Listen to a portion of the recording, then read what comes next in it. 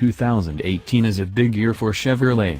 Chevy Trucks, the brand's bread and butter, is celebrating its 100th anniversary.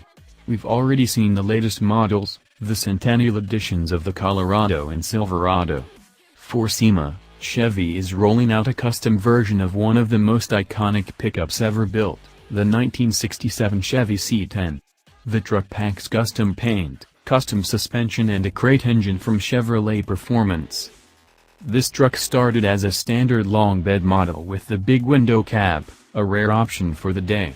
The frame and bed were shortened and the suspension was lowered with drop spindles and custom springs. The 20-inch wheels have just the right stance without being super tucked or slammed. The bumpers were smoothed and painted blue to match the rest of the body. All the metalwork has a flat, brushed look. Like the Silverado and Colorado, the bodies have Chevrolet logos in the middle. The coolest part of the truck is what's under the hood. The ZZ6 small block crate engine makes 405 horsepower and 430 pound-feet of torque.